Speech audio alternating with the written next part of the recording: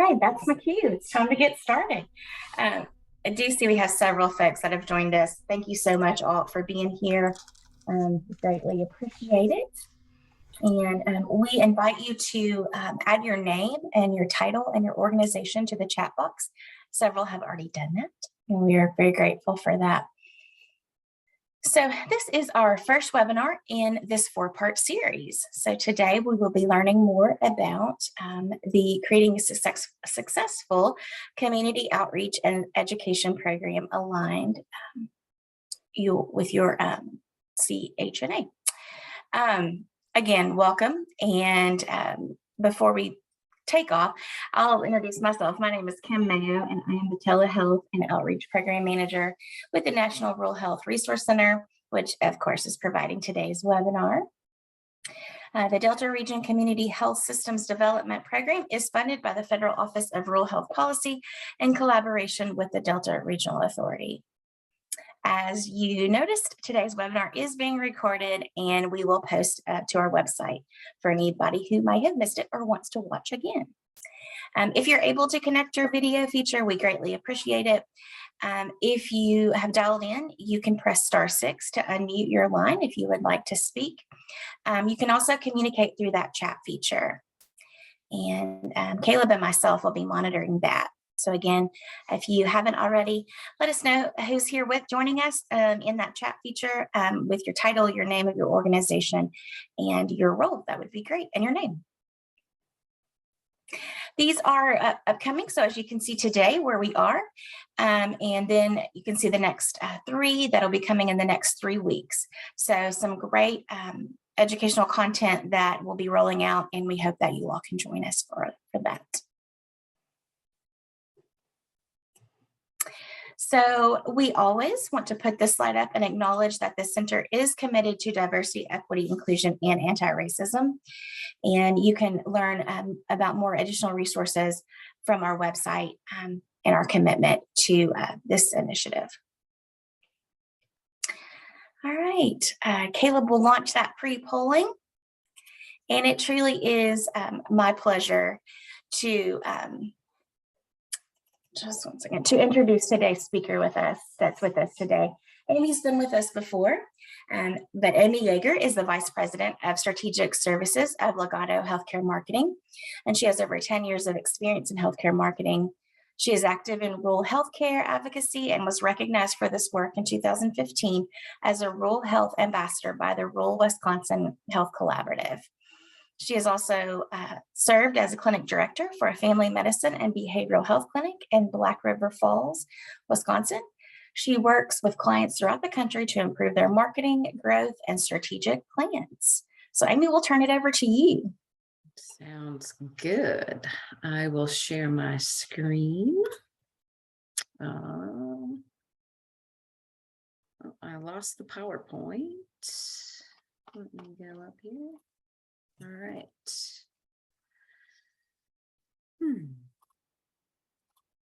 Share. It's thinking really hard today. All right. Can you all see my screen? Well, we cannot see the PowerPoint. We can see your screen, but it wasn't the PowerPoint slides. Let me try this. Can you see it now? Now we're there. Right. All right, let's do it. Okay. So today, hello everyone. I am in a balmy 43-degree but sunny day in Wisconsin. So sweater weather it is.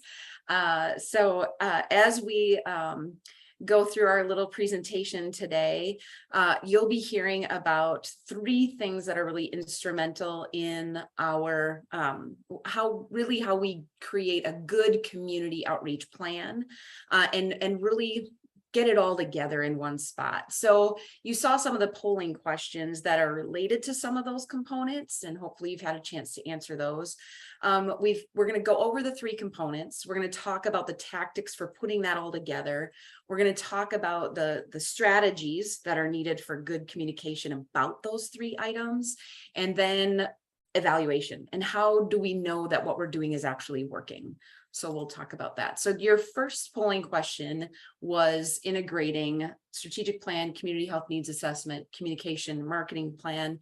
Do you use 2 of those, all of them? How did that poll end up coming out, Caleb? So I just launched this polling question now. So please go ahead and fill that one out.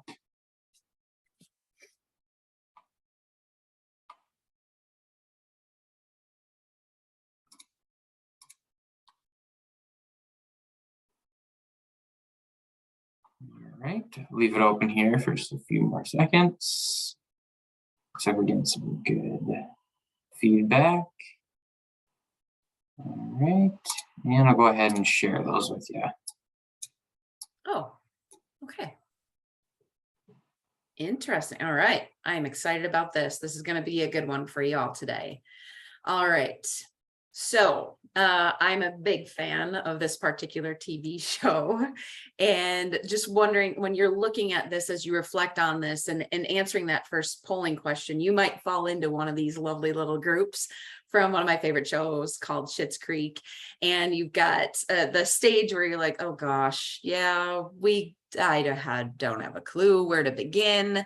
Okay, I kind of know, but what are we doing with it? I'm happy to help with it. And then those of you that might be experts in all of this, but I think we've got a good start today to give you some really great ideas on how to integrate all of that. So let's talk about those 3 components specifically. So today I'm going to hit on your strategic plan, your communication plan, and your CHNA. And whether you have one, all of these, or none of them, you're going to get something out of today, I promise. All right, so let's talk about the community health needs assessment first. So some of you may be a part of this process, some of you may not, but it must be conducted every 3 years. For county-owned facilities, it isn't a requirement, but more than likely you're still involved with it, even though it's not a requirement specifically for your facility. For those of you that aren't county-owned, it is absolutely regulation that you have to have one of these every 3 years, and that you publish your community health needs assessment online, and that you have an implementation plan that goes along with that. We worked very closely with our public health department, who also has to do a community health needs assessment as a federal regulation, but theirs are every 5 years. So we talked as a group and said, how do you want to effectively do this so we're not reinventing the wheel? So they actually came onto our schedule, so that every 3 years, we as a group really worked closely together to try to improve the community health needs for our community by doing this every 3 years and not duplicating that effort. I would highly recommend getting them to your table if they're not already. We could share metrics as a group with them, which was so helpful. They had access to far more data about our county than we did. And then you only need 3 initiatives to highlight.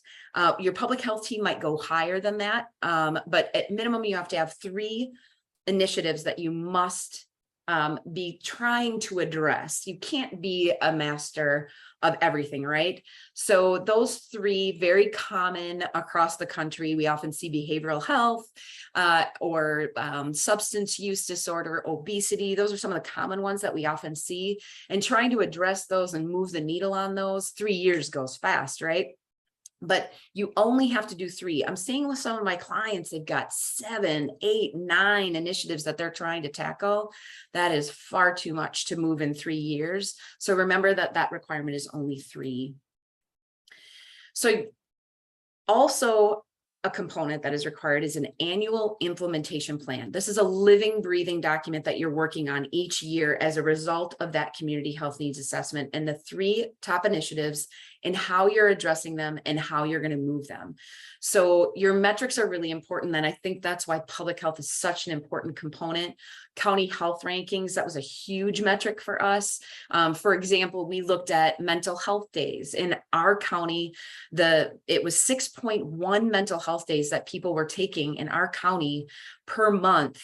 And the state average was 3.1. So we knew that not only were we hearing it from our community, but we knew that we needed to address behavioral health in our community based off of some of the stats that we were seeing through the county health rankings and through our public health department. So one of the things that we did was with that and that was part of my role at the end there with Black River Memorial, was starting a behavioral health and family medicine clinic. We chose the patient-centered medical home model, worked very closely with our public health department on recruiting LCSWs and stuff like that. We saw our mental health days go from 6.1 to 3.1 in 3 years based off of some of those initiatives that we did. Those are good metrics, they're measurable, they're smart goals to make. So some other good examples might be, we've seen facilities start a support group of some sort to reduce readmissions, because we know readmissions hurt our reimbursement. So it was the perfect tactic, so to speak, to help reduce our COPD patients or other patients suffering from chronic breathing diseases, to not have them return to our emergency room after an admission. A bad example would be, we're just going to do health fair and we're going to throw the gamut of that. What outcome is going to come from that? Are you doing blood pressure screenings, for example, to try to help reduce high blood pressure in your community? Potentially could be a little bit of a stretch. We might want to do that in clinic or in the emergency room instead, where we're looking at that metric. But this really isn't measurable to just conduct a community health fair. What exactly is going to happen at that community health fair to make it measurable? One of the things that I also realized is I could not do this alone. So we started a CHN, yes, another acronym in healthcare. So we started the Community Health Improvement Network, and this was anybody who would touch the top 3 initiatives. So for example, behavioral health, we worked with our local police force. We added social workers from our public health department and from our schools, and guidance counselors, anyone who might be impacting the behavioral health or could be a solution to behavioral health, also to eliminate duplication of effort, items like that. We brought them in. We would meet quarterly with our CHN to help us just monitor the things that they were doing, what were we doing in our facility. They also helped us develop our list of all the community health resources that our community could look at. And we published that on our website. They published it on their website, and we'd revisit that annually to make sure that that list was accurate for our community. But it really helped me connect with our community stakeholders, because they needed a partner in crime too, because this is definitely something you can't do alone. And we looked at the top 3 initiatives that we were going to tackle as a group. And then, like I said, we met quarterly. We did it over breakfast because everybody needs to eat. And it's just a way of thanking them for taking time away to be able to help us all with these things that we were trying to help in our community. The next component is your strategic plan. And for some of us, this kind of took a back seat during COVID, right? So we were so focused on getting through the pandemic and the efforts there that we might have backed off on our strategic plan. We used to do these every 5 years, then it was like every 3 years. Some of us are still on that schedule. I'd recommend that you do it annually between your community health implementation plan and your yearly marketing / communications plan that you should be working on. It just makes good sense. And healthcare is changing every day as consumerism takes over. It's just really good to do a SWOT analysis, look at, what's going well, what's not going well, what are some opportunities and threats within your communities. And involving your board members and those people that are so essential to have at that table. Sometimes I see our clients try to do this just as a senior leader team at their facility, and inviting your director team, other hospital leaders, supervisors, getting your board members involved. That it's so helpful in creating a well-rounded strategic plan so that your right hand is talking to the left hand. Another thing that should result from that is a dashboard, for transparency's sake, to let your staff know all the amazing things that you're doing and all the needles that you're trying to move. If you have an intranet, we suggest, putting those metrics up for them so that they can see all of the wonderful things that you are doing for your community, whether it be some of your community health needs assessment metrics, your marketing communications metrics that you're trying to move, getting engagement, staff engagement, showing your patient perception of care scores. where they can just go to one place and see that dashboard. I worked very closely with our IT department to get that dashboard built. There's lots of ways to do it. There's lots of tools that you can use, some even free. We actually used Moodle, which is something that's used in public schools for our intranet, to be able to share some of those metrics. Some of you may have SharePoint through Microsoft, for example, or maybe you're going to use Google. There's lots of tools out there that don't have to break your budget to create a dashboard that's really going to work for your team. And it doesn't have to be like super scary for staff. You want to pick out those key metrics that are really going to help your organization move. And then obviously bringing those CHNA initiatives in the implementation plan. Most staff don't even know you're doing a community health needs assessment. And there's a lot of time and effort that goes into that. So sharing some of those, that we put it out on our intranet for our staff. We shared our implementation plan with them. I'd share with them the 3 bullets. I obviously have a link to our assessment, but I needed them to know the 3 initiatives that we were working on, so that they could kind of be cheerleaders for us in the community when when they're out and about and they hear somebody talk about it. Hey, we've got this going on for our hospital. They could actually speak to that. Really creates a sense of owners versus renters within your organization. And then your final step. So you've got your CHNA every 3 years, you're doing your strategic plan every year. Your communication plan should also be happening annually and should include all of the wonderful things that you're doing in your strategic plan and your community health needs assessment implementation plan. So we visit this. I would say you should probably start this about 3 years before your next fiscal year begins, so that you can really look at the voice of your customer, the voice of your employees, and how are we going to move those needles for engagement with them. Happy people within your organization, direct correlation with happy patients. So that's something that your marketing or communications department should really be involved in. I think one of the things that I really learned when I became a clinic director was there were so many things that I didn't know as a marketing director, that when I was a clinic director, I was like, oh my goodness, I wish I would have known this. So for example, our EHR had screening tools that were available in the patient portal. Oh my goodness, we're trying to address high blood pressure and there's a screening tool in there on lifestyle for them. Oh, I wish I would have known that as a call to action for people, number one, to get into their portal and get more engaged as a patient. And then also have that tool where I'm trying to reinvent the wheel. So your communication plan should have some of these components in it. And this is something that, like I said, you should be looking at annually. So what's your situation analysis? How's your population? Are you growing or are you not? Where's your market share at? What do we know where people in your community are going for care? Can you work with your local or state association to find out some of that information?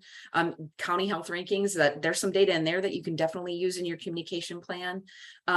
You're having an elevator speech, so to speak, that all of your staff should be able to know what your mission is, so that they can be cheerleaders for that out and about in the facility as well as outside your facility. That SWOT analysis, I recommend that you have everyone on your senior leader team, your director team, do this individually and then bring those results together so that they aren't influencing each other's answers, because they may come up with something that you didn't even see as a weakness or even know was a threat within the community. Especially like your social workers and your discharge planners, they're going to have very different threats than your senior leader team. So I think this is something, the SWOT is so important. And then your communications director can get all of those results together, find the most common, and let's work on those in our next fiscal year as a part of our communications plan to address with our team. Patient volumes. I can't tell you how many people do not monitor their patient volumes. Let's look at the last 3 years in our key departments. Where have we been? Where have we gone? I understand COVID probably messed up some of those numbers, but we still need to look at that. And are we trending upward? Are we starting to recover from COVID? Are we still flat or even decreasing from COVID? And your EHR should easily be able to give you that data, and that IT relationship or whoever's in charge of your EHR, that super user with data, they should be your best friend. Patient satisfaction scores, whoever your vendor is, making sure that you're working with them on trying to increase your N and getting as many surveys back as possible. Are you working with a vendor who will do text surveys, or right just in time as they get their service, they can do right on an iPad, take their survey. We had a survey company that allowed for that. HCAHPS obviously still has to be done by paper. That is Medicare's rule, archaic as it may be, but it is something that we still have to do for inpatient scores. But as we know, as more things go outpatient, there aren't any rules. So let's talk about going to where the patient is and gathering that voice of the customer and getting those scores. Employee satisfaction scores. Some of us backed off of surveying our employees because we knew the pandemic kind of just messed it up. Let's be real. Maybe it's time to bring that back if you haven't done one in a while or never done one. It is a really great way to find out how your staff is feeling. And if it can be anonymous, that's great. Having constructive feedback, you might have to coach them a little bit on that if they're a little burned out or stressed out. But really taking that information and helping you to move the needle. They might see things that you don't see. A competitive analysis, like I said, you can work on this with maybe your state hospital organization, knowing where people are going. Indirect competitors in our community, our chiropractors served as the primary care provider for 25% of our population. Is that happening in your community? How can we partner with them? Do we bring them into the CHN to help us to provide the best care possible for our citizens in our community? And then obviously your top initiatives, those should all, how are we going to communicate those out? And I've given you a couple ideas there as well. A part of your communication plan also should consist of a digital analysis, gathering the voice of the customer online. I know there's some fear and trepidation with, starting Google reviews. You need to be where Google's at. It's your other front door. And if you aren't communicating online and you don't have an online presence, or you don't have anyone monitoring that, that would be like having a registration staff not present at your front door. So who's watching that? Let's look at your, how many people are coming to your website? Where are they coming from? Are they coming from a mobile device or desktop? How are you performing on social media? How many reviews do you have there? How many likes? How many shares? Monitoring. Did Facebook just go set up a Facebook for your organization? Did Yelp just go set up a directory for your organization without you even knowing it? What kind of photos are out there that Google has on your Google listing? If you haven't claimed your Google listing, that's one of the things that we should be talking about as a part of that digital analysis, really looking online, because 80% of your consumers are looking online for healthcare information. They have pain, they're going to go there and they're going to search for that. How are you appearing? How are you sharing that information? If they're looking for resources within your community, have you provided that on your website? The strategic plan goals that you've done annually or 3 years, wherever you're at, those should also be a part of your communication plan. And what exactly are you doing in your communications department to try to move those strategic goals that you can move through your department? Service line prioritization. You can't be everything to everyone. You're always going to have that surgeon or that provider's like, well, I need a billboard. They don't. So let's talk about which service lines we're actually going to address. And does that align with your community health needs assessment? Obviously, you want to look at, are they profitable? Do you have the capacity to grow them? Those are all things that we should be including in that, and creating tiers of where we want those resources to go. Communication objectives. If I want to start a communication plan of some sort, or a communication tactic, how am I going to know it's successful? I want to reach 80% of my team. How do I do that internally? We're going to give you a couple ideas on how to communicate with all of your stakeholders coming up here. And then your audience analysis of who is coming to you. Which zip codes are you serving? Who has the most patients coming to which zip code? What are their genders? What are their ages? Which insurance companies are they coming through? Do we need to be communicating with our payers to make sure that we've got a good relationship there, so that we're in their network? Are your local employers including health insurance plans that are within you are on that network? And then obviously measuring every campaign that you're doing.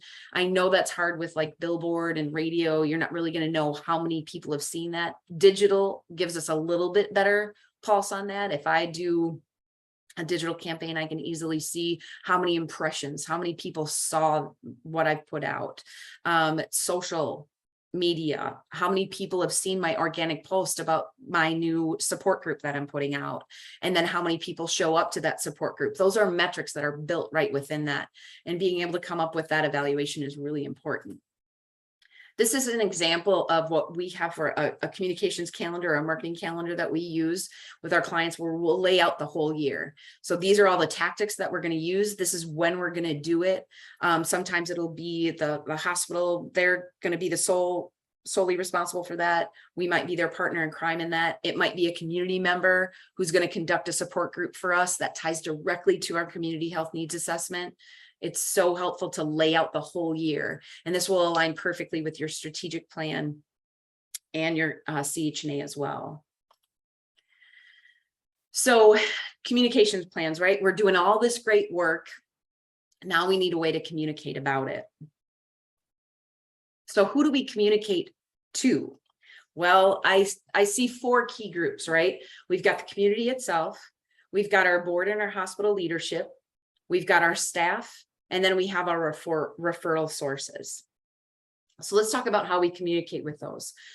Communicating with the community, these are all some components that we recommend you use to communicate to your community, whether it's communicating about the CHNA, the things, the efforts, the events that you're doing within your facility in the community. These are all ways that you can do that don't cost a lot of money. So your website, okay, obviously should be something that you should be doing, and making sure that you're looking at that at least annually to make sure that the content within is where it needs to be for your community and even your staff, because your staff are customers too.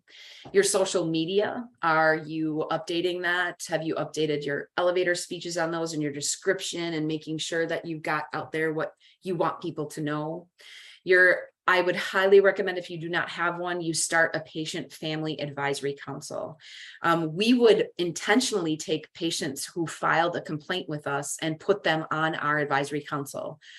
It kind of ends up creating a cheerleader from them, because they know that you're listening. We would meet quarterly. We'd feed them breakfast. I was a big breakfast giver for their time. And we'd meet for about an hour to an hour and a half. And I would invite a key stakeholder from within our hospital. Sometimes it was a CEO, sometimes it was our quality officer, a communication team member, to let them know what we were working on in the hospital.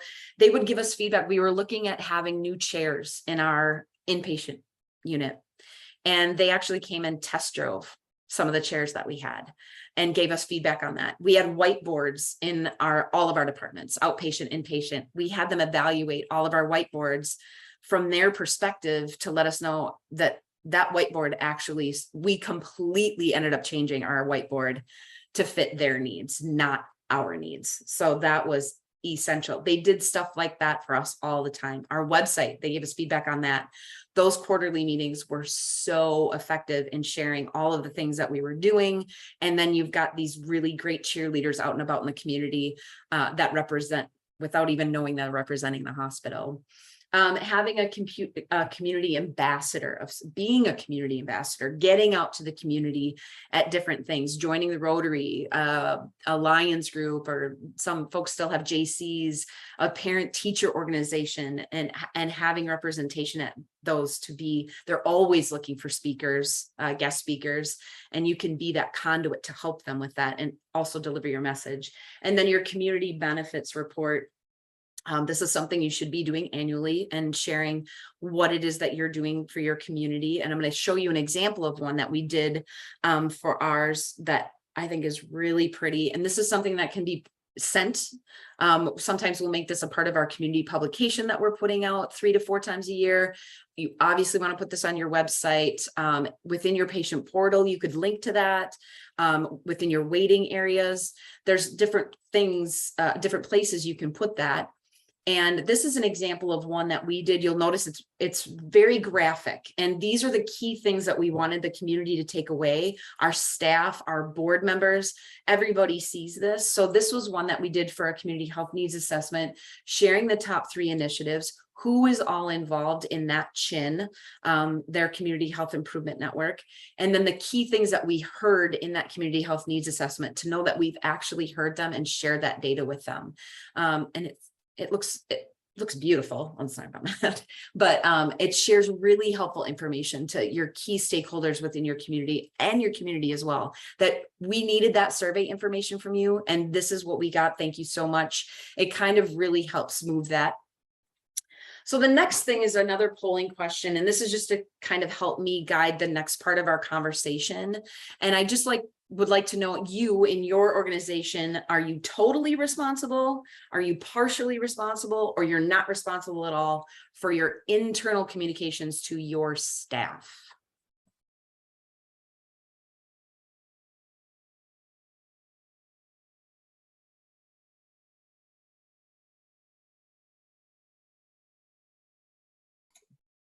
All right, looks like we're getting a little bit over half participants. If we want to just take a couple more seconds. If you haven't filled it out already, please just take a couple of seconds and do so. I'll wait just 5 more seconds here. All right, and sharing. Okay, excellent. That is super, super helpful. Okay, thank you so much for sharing that. All right, so let's talk about our internal communications. So we've got our board and our hospital leadership team that are some of our internal stakeholders. So whatever your role is within your hospital, and I see that most of you are kind of partially responsible, you help maybe with those communications, or maybe you're not at all helping, this might be your opportunity to get to that table. So I would highly recommend that you have a board member and a senior leader team member serve on your CHN. We had a board member who also was involved with public health. It was the perfect tie-in for us. We had a school superintendent. She served on our CHN for one of our terms. And then having a member of our senior leader team member be there. Our CEO opted into our CHN group just to help be that conduit back and forth with the leadership team and the senior leader team itself. They can communicate with the board on what is happening within the community. Just knowing what's going on is super helpful, and what the hospital's role in that. And then asking them to follow the hospital on social media and trying to help them to be cheerleaders within the groups that they represent. And then highlighting your board members and your senior leader team members in social media, thanking them for serving your facility, letting the community know who's involved with your leadership is a really helpful way. I know people are always looking for organic post ideas on social media. This would be a really cool thing to address with your community as your board members change. Maybe, you're announcing welcome so-and-so to our board. Maybe you want to do a highlight every so often of what that board member does in your community. And maybe they serve on committees within the facility, and just as a thank you for them serving within your group. The next internal group is your staff. One of the things that we had been doing was a weekly update. It would be anywhere from 3 to 7 pages long. The executive assistant was doing that for our facility. It was a huge time suck for her. And we could never know who was engaged with that reading. And we'd often hear, well, I didn't know that. Well, I didn't know we do that. So we knew that we needed improvement with our internal stakeholders. So what we ended up doing was using an email program. We chose MailChimp. There's Constant Contact. There's other free versions of some email software that you can use. We chose MailChimp because we like the metric side of it, where I could see which employees were engaged. I could get an exact measurement. So we ended up taking our engagement. It was about 61% when we started with our weekly email updates, to over 85% within the first month. And we knew that was a result of they liked what they saw. We reduced it from a 7-page PDF or even a 3-page PDF to really 3 key sections. One would be an address from our senior leader team. Often this was our CEO who would do that message, or she would have our chief operating officer do an update for staff on something an initiative that we were doing. Then we'd have some key component within that the staff needed to know for that week.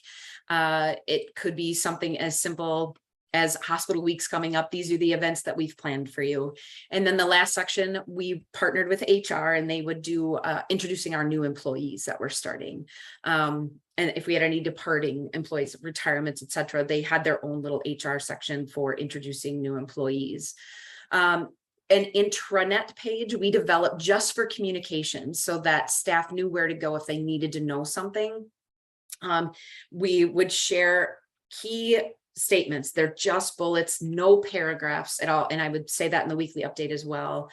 Sharing the county health rankings. Where do your counties that you serve finish in your county health rankings? And then showing them where to find those county health rankings. Really, our social workers love being able to have that link accessible to them, including any key metrics. You know, we talked about that dashboard of key measures. If you have anything that's tied to organizational goals, that should be going there, so that they know where to go look for that information. Employee forums and town halls. You maybe heard them called either one. These kind of went away with COVID. We know maybe you transition them into video and you reduce them to maybe once or twice a year. We highly recommend you do that quarterly to get face-to-face with your staff as often as possible. Quarterly seems to be about the right time. We had an employee ambassador program that actually they helped plan that. It wasn't something that was put on the senior leader team or your HR team. It was really a collaboration of some of your higher performing employees that were truly engaged, and there would be maybe a department highlight that we would share. This is who is in this department, and this is what they do. We'd give some prizes away at the end of the forum, and always ask for feedback, so that you have that constant loop, that it's all not top down, but you get information from your front line. And we have a handout that we have for planning an employee ambassador program that I would be happy to share with you all if you're looking to start an employee ambassador program. We ordered shirts for them, so they'd wear them on the days that we met once a month, and they'd wear their shirts on those days. And then it never failed. You'd have a staff member that go, "Oh, you've got your employee ambassador shirt on. Can you talk about this today or bring this idea to them?" It's just another way to create that loop of communication within your organization. And our last group is the referral sources. And I didn't put these as staff because you do not communicate the same way that you do with providers that you do with staff. And some of them may be visiting specialists, so their home might be somewhere else and they're just visiting maybe once a month, maybe once a week. So these are some of the tactics that we use to communicate our efforts in our CHNA and our strategic plan and our communication plan. These are some of the tactics that we used. A monthly stoplight report. Literally, we had a red column, a yellow column, a green column. These are the things we can't do. These are the things that we're working on. And these are the things that are a go that we just set into motion. It was once a month, and it's up to you who you pick as your physician liaison. We happen to have a chief medical officer who gladly took that role on and would send that out once a month. And it was a PDF document that could be emailed to the providers. And then we would set it out in lounges too, for those providers that don't like to check their email. Medical staff meetings happened once a quarter. We would always take an opportunity to have a bullet on their agenda to get feedback or communicate any key things that we were working on within the community. Maybe it was highlighting something within the EHR that we wanted to try and help improve for them. Having a physician liaison who is responsible for rounding on providers, especially visiting specialists that can get a little lost in the shuffle. They touch your patients.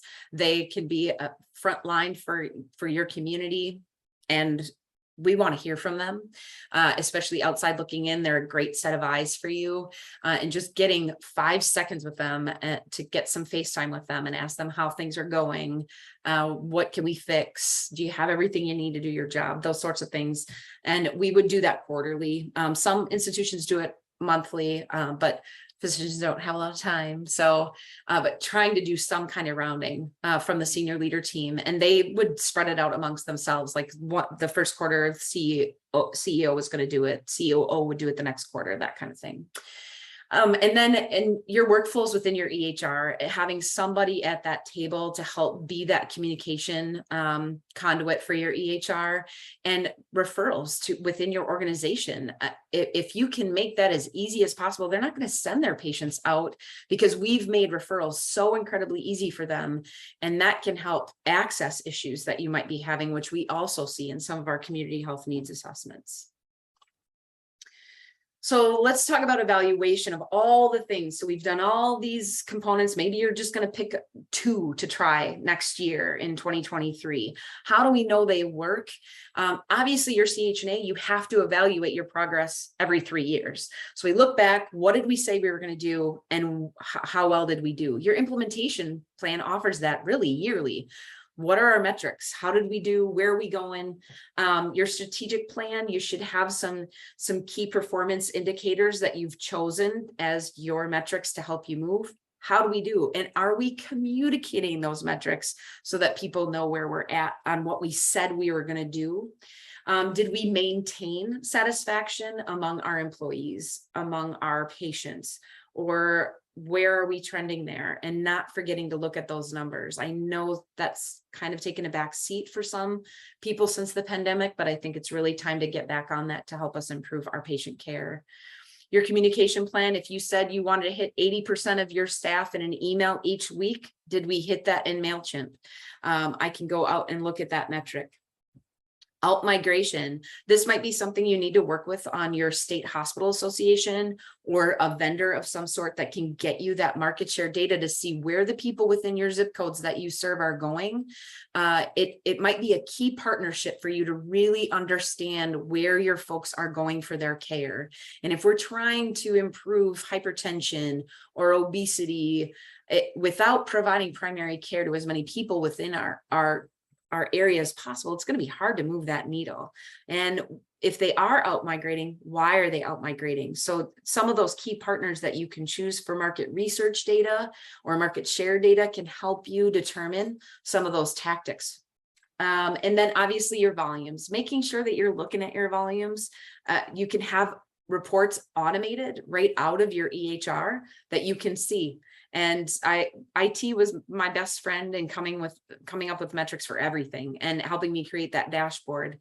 And I know my departments would be so competitive with each other, like, oh, I see you did better this month. I see you did, that sense of connection too among your teams, whether it be patient satisfaction scores, and you're creating a pool of people who are trying to move that needle together. And if they don't know what they don't know, how are they going to help you move those needles?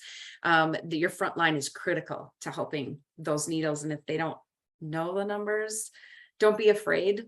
Being transparent is so, so helpful. So the key things that I really hope you got out of today was that communications, or your marketing department, whoever you've assigned to that communications role, is at these tables. If they're not, try to help them get there or create those tables for your CHNA, your strategic plan, and your communications plan. And they could really be responsible in bringing all of those components together. And then your communication plan and how we integrate that into all of those 4 key stakeholders groups. So important. I hope you got a couple of really good ideas on how to make that happen. And then where to get your metrics and making sure that evaluation, we're really good at maybe starting stuff, but we don't know how we did because we don't look back and evaluate. I think that a dashboard and transparency will help you hold yourself accountable for doing that evaluation on the things that you're doing as an organization. So with that, we have our last polling question, and I'll be happy to take any questions too.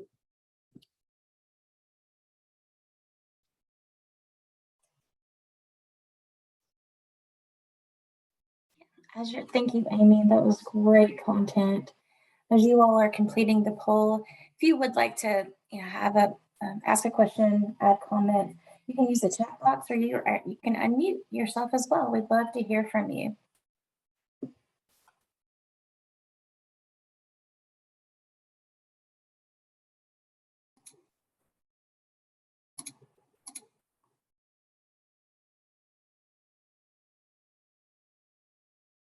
Okay.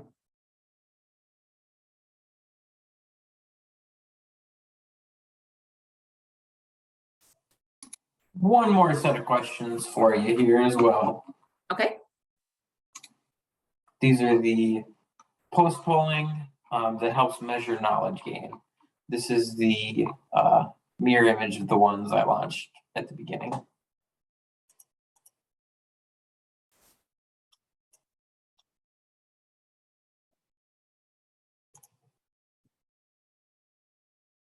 Yes, it was asked if today's PowerPoint presentation can be shared. We will be sharing that. It will be posted to our website. As soon as that is posted, we'll send out links to that for sure. If you have any questions that you want to share offline, by all means, email is probably the best way to get a hold of me. That at the amyy@golegato.com. I'll be happy to help y'all in any way I can with any of the content that I gave today.